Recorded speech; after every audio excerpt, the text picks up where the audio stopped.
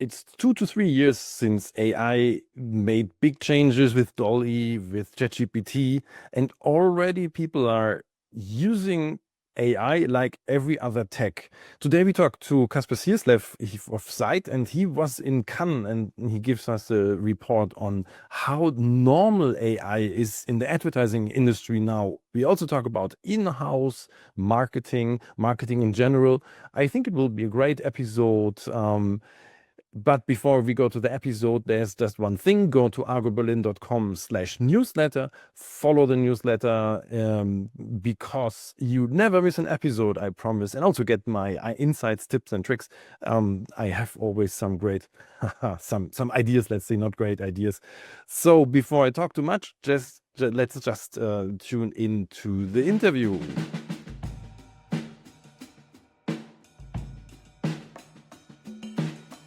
So I can talk a lot about Kasper Sierslev, but he's better at introducing himself. But first of all, welcome to the podcast.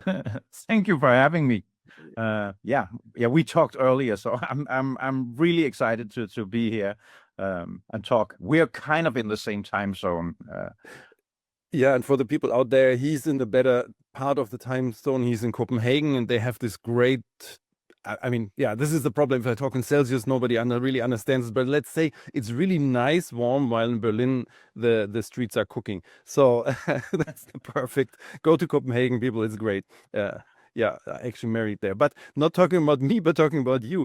We talk about AI in-house. You made a book, a report, and everything about in-house marketing teams, AI usage. That's where we start. And later, to just have a cliffhanger for the people, we talk about the Cannes Advertising Festival or advertising videos using AI. And so this is the second part. Just to keep you in the loop here, people, this is the second part we talk about. So, but first of all, in-house marketing AI, what did change, or how's the status of the whole thing? So I think advertising has been on the forefront of AI, and a lot of people are talking about what we are being replaced and so on. And it still seems. I just came back from the Cannes Lions Festival, as I promised we will talk about later. So I have kind of some insights. Also, a tiny scandal where people used AI to produce cases that weren't real and so on.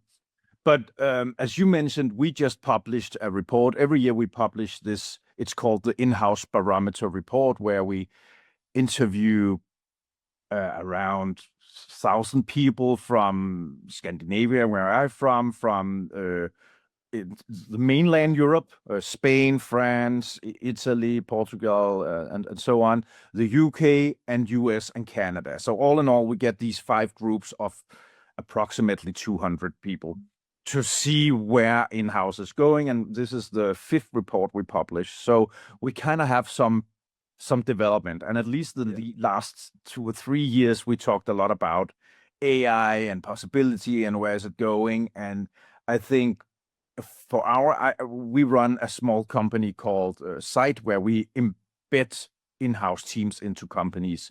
So we also are very curious. That's why we do it. We want to see, where are other people going and so on. Yeah. And I think the last couple of years, a lot of people have been talking about AI, and they've been doing it, but very unstructured. So it's been very much, this is how you prompt, and then you have a ChatGPT on the side, and you do some things. Where I see it's going right now is that actually it's getting into production. And it's not the image side of it. It's not because that's still not fully ready to go into real production. We actually did see, I've seen now 2 film commercials that were entirely done on AI. One of them looked very AI, but that was kind of the purpose. The other one just had like full film production quality, and you couldn't tell.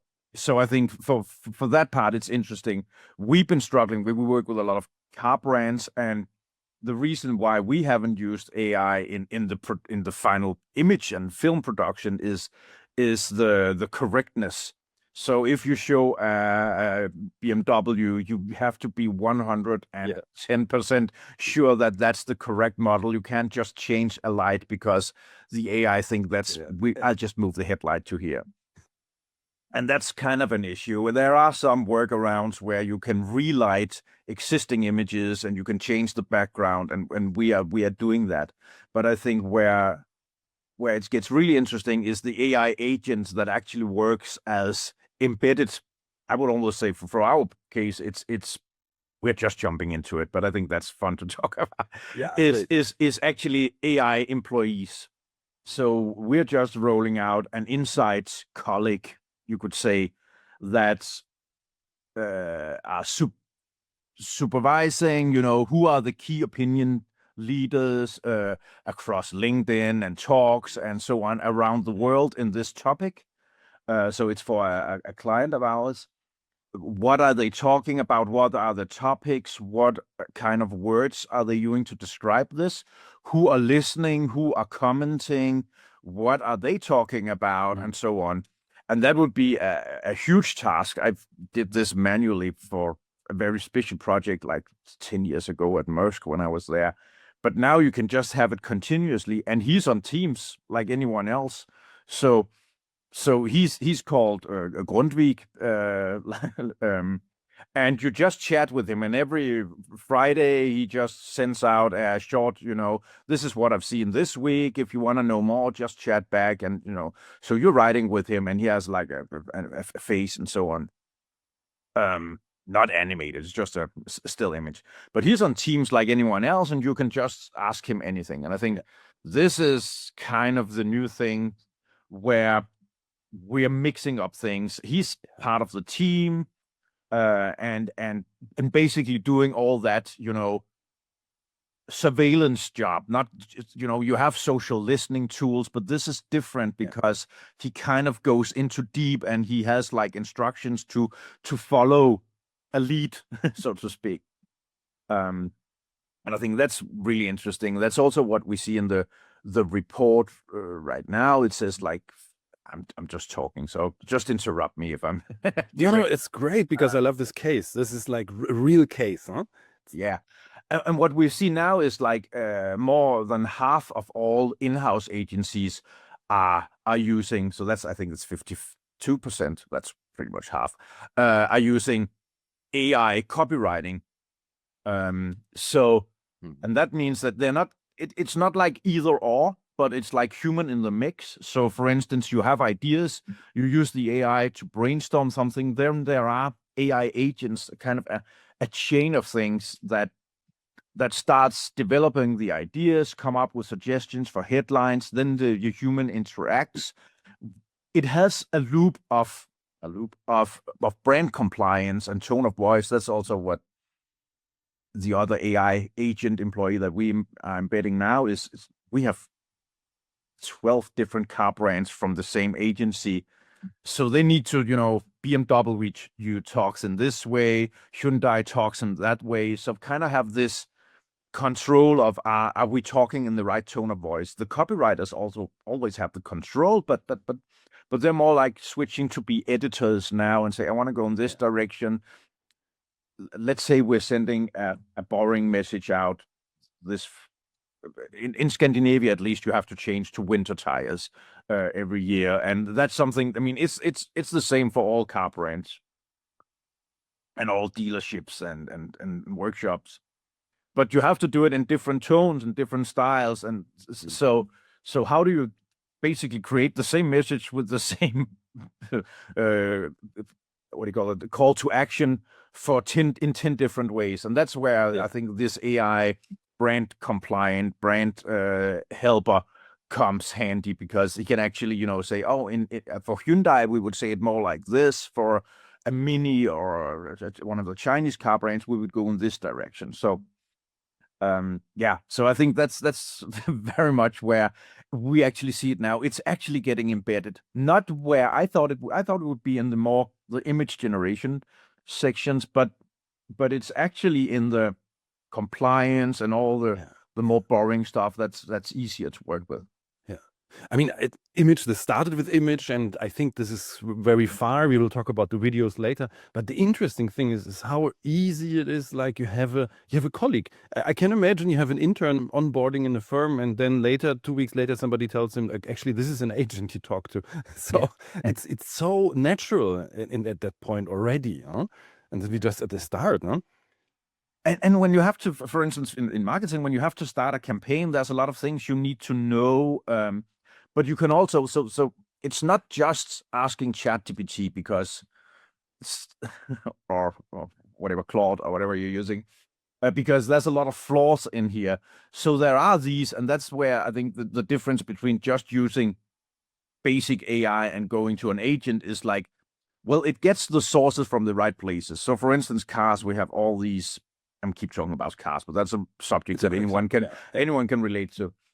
There's a lot of mandatory text about pricing, and if it's private renting or it's buying, then you have all these. This is shown with extra equipment and all this, and that has to be correct every time. And that's people doing this and checking, and this is where we get the most errors all the time. This is where you get fines if it's not correct.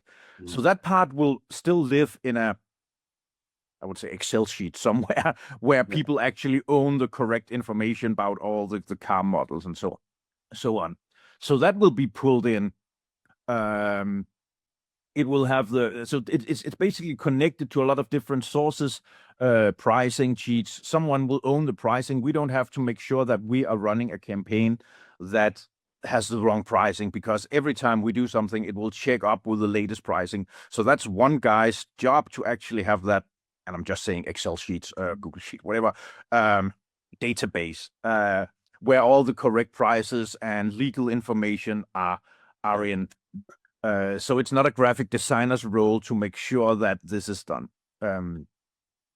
So I don't know where I'm going with this. It's just, I think so. So it's very much getting in the loop right now, where it's someone you talk to and say, "Can you just check this?" I'm just dragging it into Teams or wherever you're using as a tool, and say, "Can you just check that this is the correct Hyundai tone of voice, that the pricing and the offer is correct, and we're not saying anything illegal in terms of marketing law and so."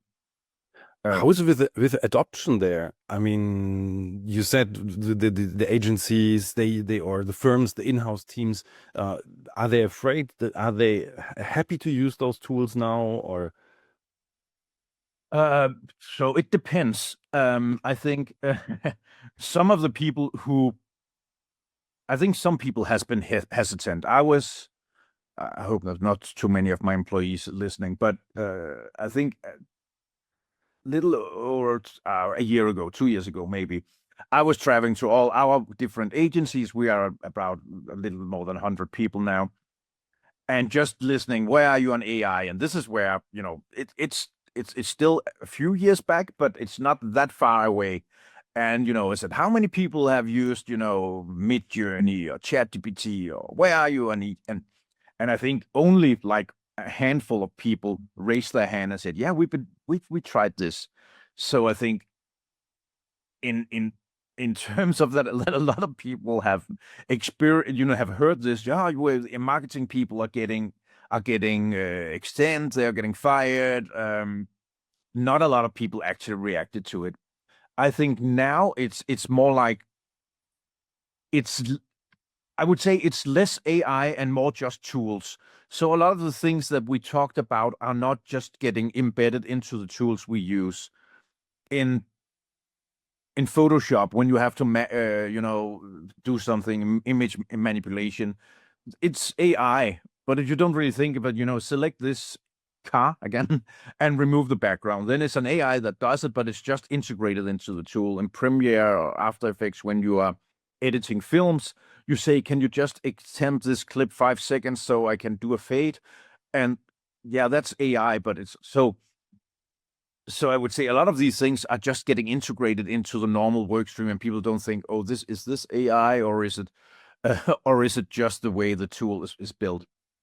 For some of I think some people are scared. We introduced something else, like a briefing agent. So we all know that this is the worst part of marketing, of getting a great brief where you actually understand what people you can do briefing forms, you can do Word documents where you ask people. Basically, it's really complicated to fill out, and it's even worse to get. So now we also have this team agent just said, I need a new task. Oh, what kind of task? Is it for this car brand? Oh, what kind of direction are you going? Should be fun. What's this? So it's more like a dialogue.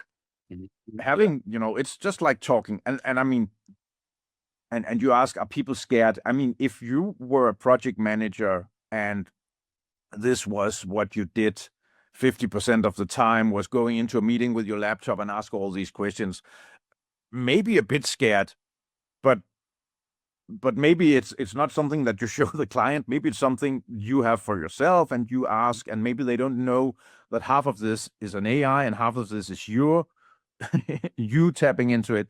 I think most people are leaning in now, but it took a while to get there. Yeah, this is also, I mean, this is the positive sides also. I mean, they're afraid that 50% of your job is gone. But on the other hand, you talk about going in-house with stuff. I think AI is a good tool that helps to go in-house because you can do more in-house, isn't it? So it would be easier for people, no? Yeah, definitely.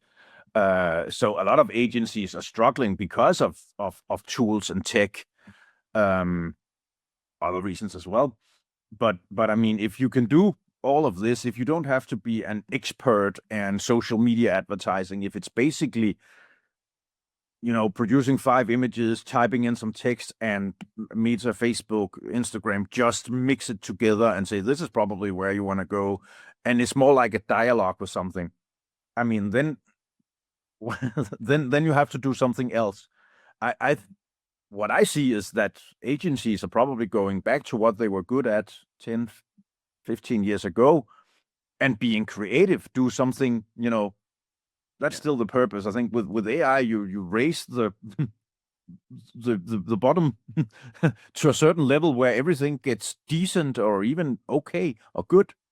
But the purpose of advertising is to stand out and do something different. And I don't think AI is good at that yet. And I don't know, maybe it never will be good to do something different. It's trained on historic things. So yeah, I just remember the first episode of Mad Men where it's about the Lucky Strike ad, and it's like this is the bottom line is we don't cigarettes don't make cancer, and this is like everybody does that, and he comes up with a totally different line which is actually not logical, but it's the best line and Lucky sell, and it's like AI wouldn't be able to do that, I think. No, I think it says it's roasted. It's roasted, like, yes. Yeah. It's something like toasted, yeah, but it's something like this. something toasted. And the guy says, but every cigarette is toasted. Yeah, no, every Yeah. cigarette how's it called, makes cancer, and this is. But I agree, and I think this is. I mean, I think the whole cultural relevance is something that would be hard for AI to tap into. Doing something that's fast, that's funny. I have an example I teach at the school I teach at the Danish School of Advertising, and it's kind of an old example, but actually a friend of mine worked at a airplane company called Norwegian. Some people maybe know it. And this is probably a 10-year-old case, but it's still funny. So they were about to run an ad flying from Copenhagen or Stockholm to LA, and then the day before they were launching, this news came out that Brad Pitt and Angelina Jolie were splitting up or getting divorced and something. And then one of the copywriters just wrote down, Brad is single, LA from I can't remember the price, whatever. And then they said, "Oh, this is funny. Let's do that." And I think that would be very difficult for it. It went viral. It was just a print ad, red background, just copy in the Daily Mail and some outdoor. So, but that would be very different for AI to get that cultural relevance and understanding all those ideas. You could set up triggers for this. So you could set up, are there any big cultural relevance things that we could tap into and so on. But having that, fine-tuned understanding, and you couldn't say Brad Pitt because then you were, but there's a lot of Brads out there, and so there's a lot of, and maybe today some law guy would shut it down, but at that time it ran. If you're quick enough and if you're out, then you already made your point. So yeah. No, but it's great because you still need the ideas, and going back to creativity, to the roots, to the basis of ad agencies. I love the idea, and now we have the tools to do that also. I mean, you don't need a helicopter anymore to shoot something, but you have the AI to help you to get your ideas out. I love it. Yeah, so I think I would be more worried if I was a film production company, because they, not necessarily Scandinavian. We're not used to working with that big budgets anyway. So, so for them, it might be helpful. And it's not something, and I don't know if we'll ever be there. It's still something that needs expertise. It's just like, I mean, we all been able to buy an Adobe Creative Cloud license for a lot of money every month, but everybody's been allowed to that. It's not a sacred tool, and everybody could learn to do After Effects for the last 15 years. And I think it's the same with AI. Anybody can type something in Midjourney or somewhere else, but actually getting the result, I mean, we just did a storyboard, and it's still, for me, even though I kind of have built my own mood boards and illustration styles and so on, it's so much trial and error. Do this, do this, do this, do this, do this. This one I like. Do variations of this. So it's still not. It's still way faster than I can draw, but there's a lot of trial and error, even when you know what you're doing. I'm not an expert, but so some people will definitely have built better, like a Stable Diffusion, where you can actually build a lot of these things. Then you get this, then you do that, then so build the AI agent flows. But I think it won't be for anyone. I don't think, a lot of people could be able to type into this, and it's in a way it's democratizing filmmaking and image making, where if you have a good idea, you can actually produce it, and if you have the time and the willingness to invest in it, it will. Yeah. No, I remember I was at the meetup, startup meetup, and there were guys trying to sell their video production, and they were like 15 to 20,000 for a video, and we were like just laughing because this is startups. I mean, not the ones that have the big money, but it's people who start. They can't afford 15 to 20,000. It's just simply not possible. So they didn't make business at all. They stayed poor and didn't sell, and the startups didn't have a video on the other side. So if there's a compromise, like you need still specialists who are like constructing workflows on whatever, and how to support it, having real actors with AI and whatever, and going down to the level of like 3,000 to 5,000 for a video. Maybe that would work, yeah. So for a startup. So I mean, because for a startup or a small company, being able to invest 2 weeks in learning how to do this and get a decent output, that's probably not an option. You should focus on your startup and everything there. So there will still be need for this. It's probably just something else. I mean, it's in a way, it's like we saw when we got the smaller digital cameras, then all these one-man army film production companies popped up, because now you get a decent quality. You can even do it with the iPhone, I guess. Now these popped up because now this was an opportunity. Some people are shooting themselves from the Cannes Lion this year. It's the whole creative industry is bigger than the advertising industry right now. It's kind of in the way they calculate, but still, it's getting to that point where one girl with a mobile phone can actually do decent work and get the same jobs as big American advertising agencies can do. Let's talk about Cannes. That's a good idea, to the good segue to talk about it. You were there 20 years ago, and now what's the biggest changes that you saw? So a lot of the things were the same, exactly the same, which was kind of funny. You go into this big festival place, cinema, and you go down to the basement, and all the cases are print out A3 formats where they have to write, what was the problem, what was the solution, and we're just put up on walls. And that was exactly the same as 20 years ago. A little less cases, and that time it was more like print and posters and so, but it was the same experience. The big difference was that in the 2000, I think maybe it was 98, I was there last time, which is like, it was very much, dominated by big global advertising agencies. This year, none of the advertising agencies were on the beach front and I don't remember, the main street. I can't remember what it's called. Now it was all the tech companies. So Amazon had a big pavilion with a stage and small, coffee shops where you could meet up. Meta had a store, Snapchat, Spotify, LinkedIn not so much. Snapchat, whatever. All of those, all the way through. I think none of the advertising agencies were present on that one. It's just, and so that says a lot about the industry, that it's getting to be more like a platform and tech place to be. In a way, it wasn't. I mean, for a creativity festival, it was kind of boring, and you got a lot of, digital equipment and merchandise and so on, but not really anything creative as such. More like talks and adult people meeting and so on, parties and stuff. So that was a big difference. That this time, it was really clear that that tech had taken over.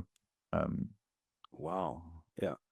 That is really like we talk about. I wouldn't have expected that.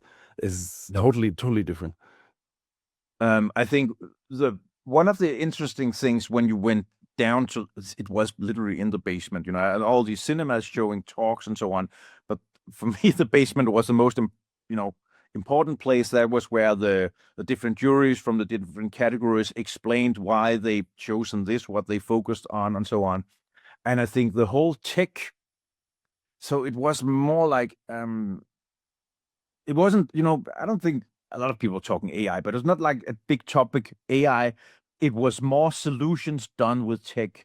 Now this was possible. So it could be something like a food provider service, developing an app. So when you ordered food, this was, I think, Mexican or South American. Don't hang me up on this. You could pay, a little extra, and then it would suggest a route where the delivery boy would drive in the shadow, for instance. So it has like this. It mapped out shadow routes and different times of day. So because it gets extremely hot, and to save the driver, or it could be ways to use technology to get an expression out. So that was really interesting, and nobody talked about AI as AI. It was more, and that was back to the point before. It was more just getting into the everyday work. Now we can do this with technology. We can mix this data, and we can do real life cases of of just using tech in a way in the solution.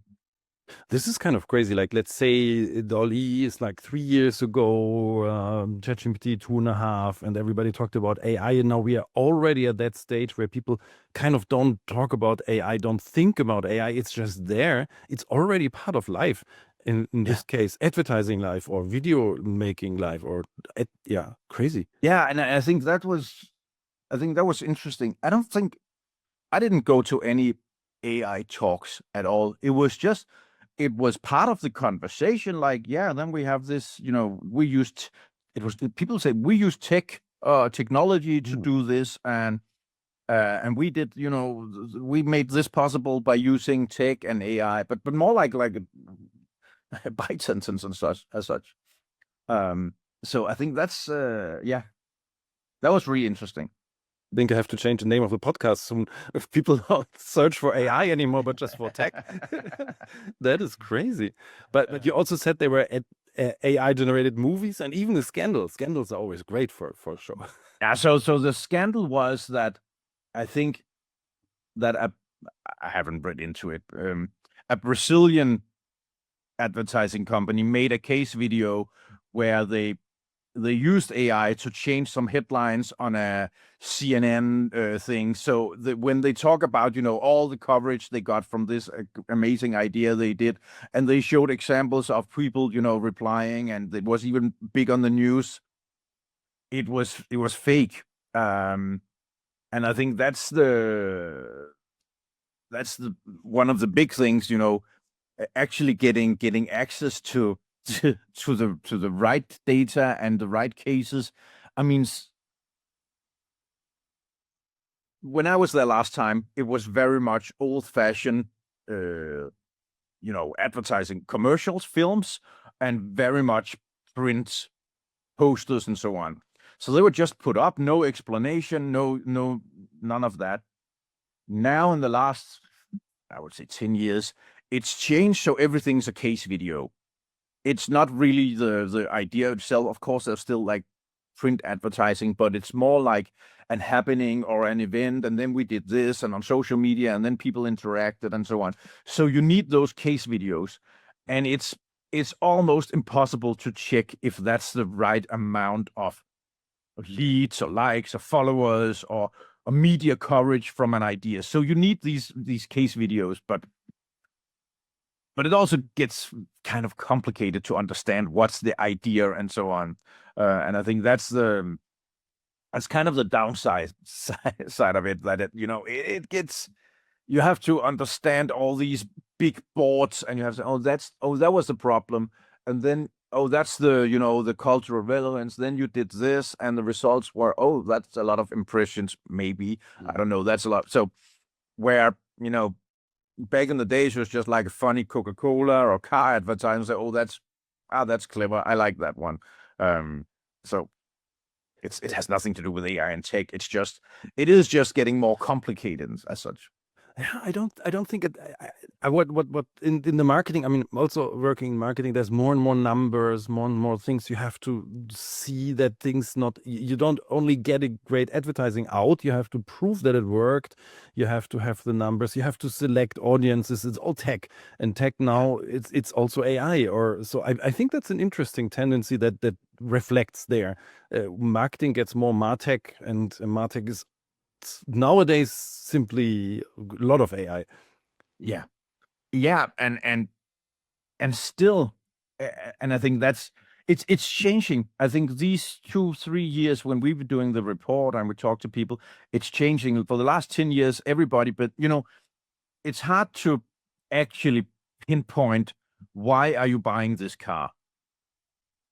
Is it because you have a friend who has one similar, talked about it at a pub one time, or is it because you saw a great TV commercial or something before when you went to see a movie at the cinema?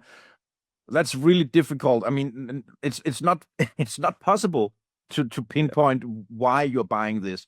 It's basically probably long time branding, but it's super easy to look at if people saw a banner ad or a social media post, or they clicked on it, and they went directly to your landing page, if they even signed up for a test drive, or if they search on something.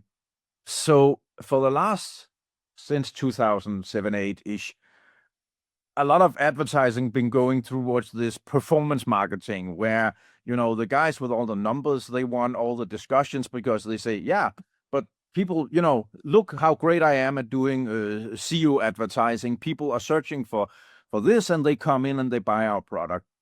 Maybe not a car. Let's take something smaller, like fast-moving consumer goods and something like that. It's that super easy, sitting on the other side doing creative work and say, we made this great film. Look how funny it is. That's gut feeling. It's opinions. So for, I think, it's almost 20 years now, creativity and branding has lost a lot. And then it seems like there's kind of, a what do you call it, re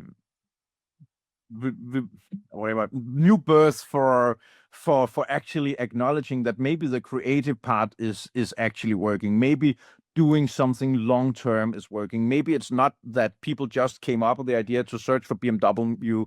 Maybe it's because we did something clever, funny that put an image in people's mind or something like that. But it's so I think it's changing these years, last couple of years. More and more people, with scientific background from companies like System One or Kantar or Wilbur Brown or so, have been, measuring these things, measuring, and that's what we're doing now. We have AI tools looking at, so we can do like small eye tracking tools, but we don't have to have like 1,000 people in because we can't afford that. We have an AI eye tracking tool that kind of validates based on maybe 2 or 3 people and said, okay, if they do this, then the normal distribution would go like this. This is where people would look. This is how we normally know people. So that's again back to the AI. Now you actually get, and we get this proof. So when we do a TV commercial, we can actually, before we go see, this is where people will look. This is what they will notice. They don't really notice the brand. Maybe we should make the logo bigger, as we say, and so on. That totally makes sense. So this is a help to get creativity back into the ad industry, because you can now use some data to make things better. And don't talk about the cheaper part. This is one thing, but the other thing is you can say, okay, we did that and we can prove it works. We can see how it works. And now the brand people, the people that were before like left in the rain, can now say, see, we have a tool here that shows we're doing the right thing. Yeah, that's great. Yeah. That is a British company called System One who does these.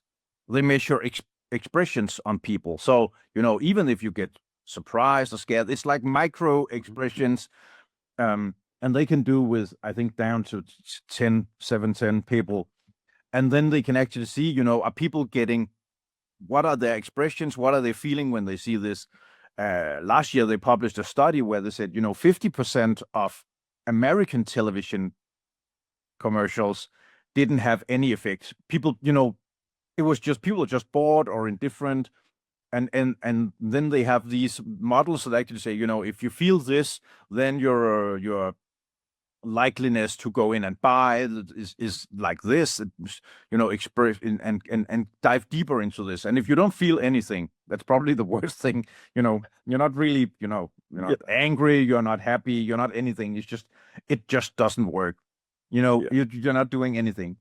And I think that's really where, these tools are now getting back and actually helping and saying some of the things that probably been said for, I don't know, 50 years in advertising, saying, like you mentioned, the madmen, it's still human responses. It's putting a brand in people's mind and making them remember you for something, not just an offer or buy this now. Or yeah, this is I just remember this Oscar Wilde saying that there's only one thing that if people talk about, the worst thing is they don't talk about you. So it's not that you have to make an emotional impact in one way or the other, because people have to realize you are there. And if you can measure this, actually you say the UK firm, then that's a perfect segue for me to talk about Europe and AI, because we are both in Europe here. Hey, people from the US, I know you're the majority of the listeners, but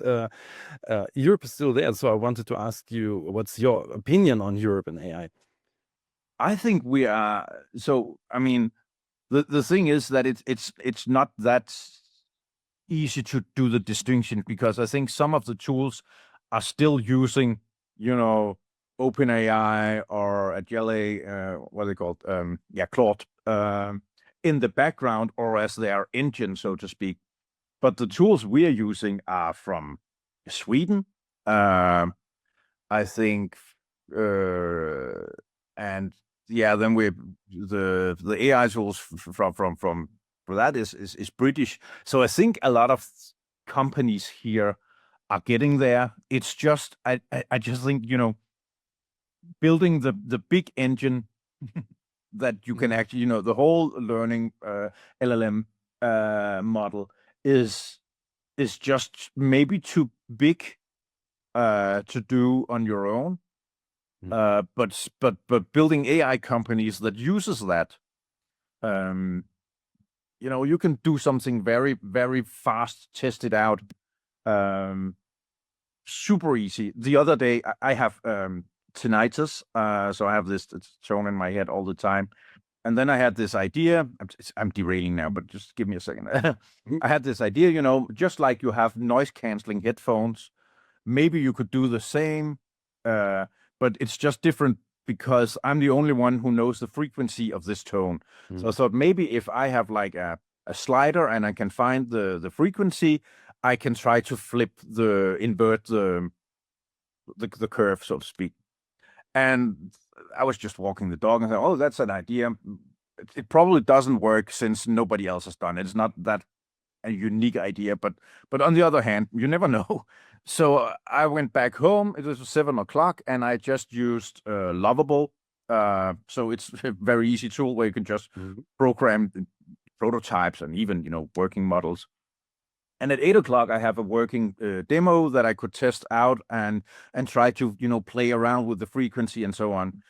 Maybe it's helping. I can't really tell. At least when I'm using it, it seems like it's lowering it. And I think that's kind of tools building on top of something else, and you can just test out, is this a great idea or is it not, is really where I think Europe is going. There's a lot of great ideas and a lot of small entrepreneurs who can just build things. You can build your own SaaS tools in an afternoon, and it looks great and it works. And I think that's where we're going in Europe. This is quite interesting. You have the engine, okay, that might be from US, but the rest is leveling the field because everybody uses the engine, and then you can quickly, Lovable is Swedish as far as I know, and is one of those firms with vibe coding, but you can just make something, and it's easier to make something with AI. So that helps actually the slight disadvantage we had in Europe gets smaller because you can make things quicker. That's great, actually. Yeah, this is a good perspective. Let's talk about, I don't know. That's just this is really just my opinion, but it's not statistics. Yeah. But I think it's super easy to do something now, and we don't have the big AI tech companies here yet. Maybe that's because we kind of have copyright laws and something like that that's protecting things. Maybe it's just, I don't know. There are some lawsuits at the moment, right? But we can build on top of the bigger models, and you can even protect that what you're doing is going back into the loop. You can buy that Europe server where things are, and you can train it on your own stuff and so on. So it's not. It's I don't know. It is kind of a gray zone, I think, where is it a Europe based, is it a US, and to be honest, I don't really care, honestly. I like I like the democratizing aspects of it. When back in the days I used to play music. Back in the days you had to learn to play an instrument. Now you can pretty much download GarageBand, some loops, and you can play around. I mean, it may sound like music. You still have to put the human in the mix and make it special so people can listen to it, but you don't really have to, you don't have to be a skilled musician to do music. And I think it's the same now. You can do something, you can write copy, you can do, build a website in a day that works. You still have to have, that great idea that actually solves a real problem. You still have to write something that people will read, because that's based on a human insight or a relevance. So I think relevance is probably the word where human in the mix is still important thing. This is the great thing. We are still needed, but talking about the negative things, as I always have this great question about the Terminator or Matrix scenario. Are we still needed in the future? Will we be in a zoo or extinguished? What do you think about it? I'm always equally scared and optimistic. I'm optimistic as a person. I think, there was this great cartoon at one, I can't remember who did it. One guy said, I'll just write some bullet points and put it into the AI and it will write a full text. And then the receiver of the email said, I'll just take this full text and turn it into bullet points. Um, so I think we're still needed in the mix. I still, the big things from Cannes Lions, just to round up what I've seen, is things that happen out in the real world. You can use AI to build everything and dream it and even do the mock-ups and illustrations.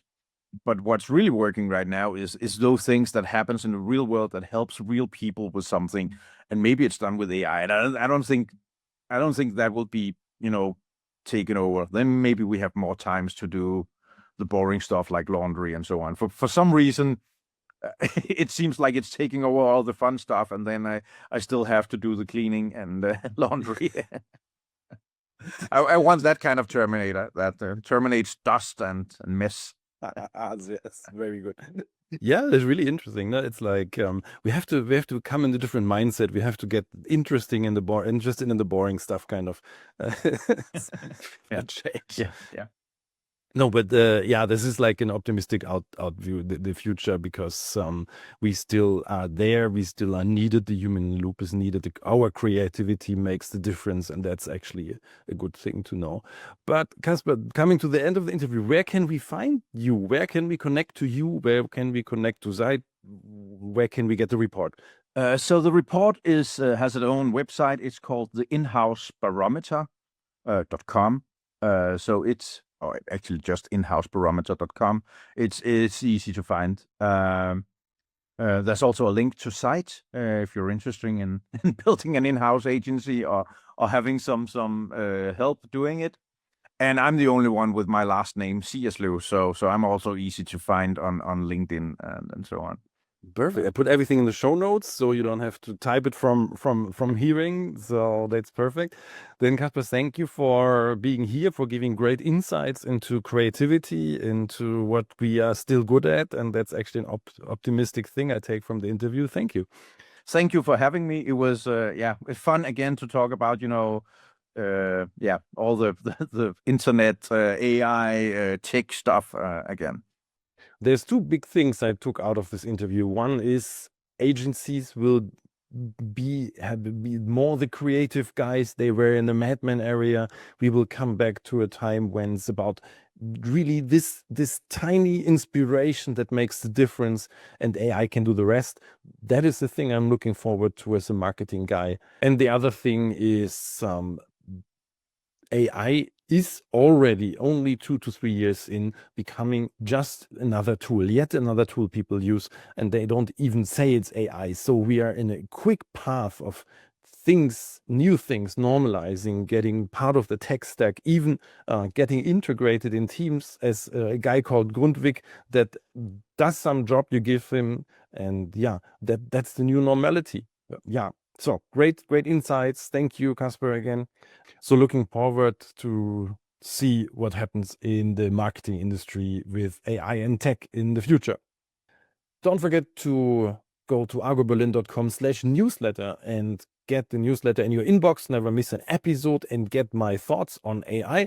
I have lots of tips and tricks and send them out once a week to you. So don't forget that. Also hit follow on the podcasting app you're in. Then you also might not miss another episode. And thanks for being here to the end of the episode. We'll be back with another great one soon. It's Dietmar from Argo Berlin signing off.